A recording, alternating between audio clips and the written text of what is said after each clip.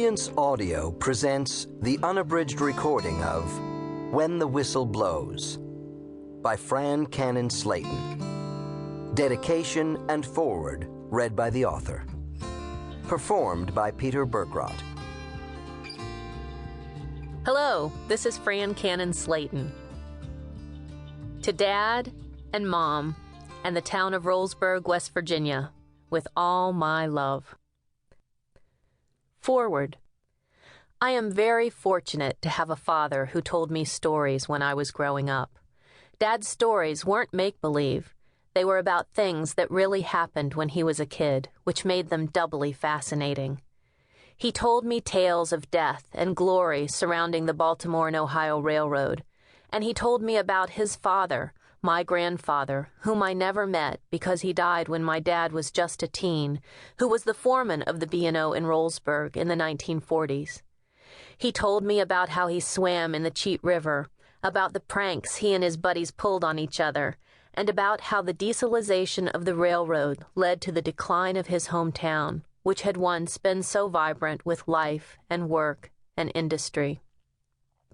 All these stories noodled around in my brain as I grew up, and my frequent visits to Rowlesburg as a child gave me the chance also to swim in the Cheat and to listen to the sounds of the engines as they chugged their way through Rowlesburg. But I knew the swimming hole I swam in wasn't quite as deep as it had been for my father, and I was hearing the tinny horns of diesels instead of the deep whistles of the old steam engines. As a result, I developed nostalgia for a time and circumstance I'd never known myself, but that I had accessed through my father's memories, and I loved it.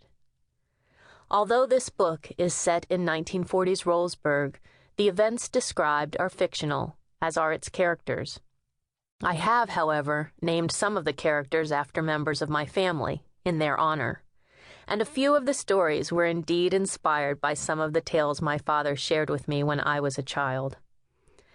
Fiction has been described as the lie that tells the truth. Many of the facts and much of the regional history in this book, dieselization, the addition to the M&K Junction, and the shutting down of the Mannheim cement plant, for example, are true events, although I have rearranged them at times to serve story over fact. I have found this necessary not only to maintain the narrative structure I've chosen, but also to be able to cut through mere fact to arrive, I hope, at a story that points to an even greater truth. Fran Slayton, Charlottesville, Virginia.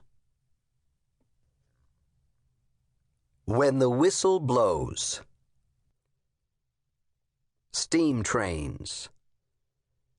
Every time I go to jump on a steam train as it chugs its way through Rowlesburg, every time I throw out my hands to grab the rusty metal rungs and haul myself up onto the side of one of them black hole cars, hoisting my knees up over its churning, screeching wheels, every single time I jump on a train, my heart thumps even noisier in my ears than the clanking of the old iron horse I'm hopping up onto.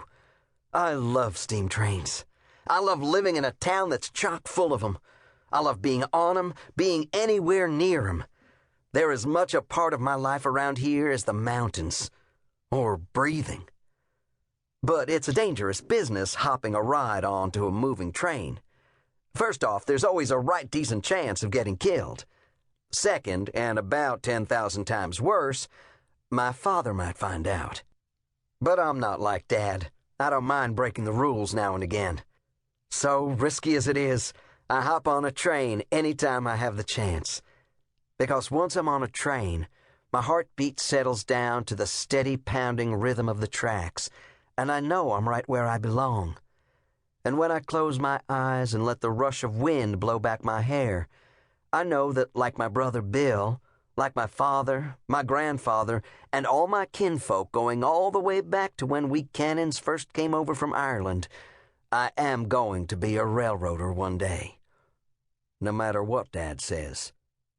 My dad's the foreman of the railroad here in Rowlesburg, and he doesn't want me nowhere.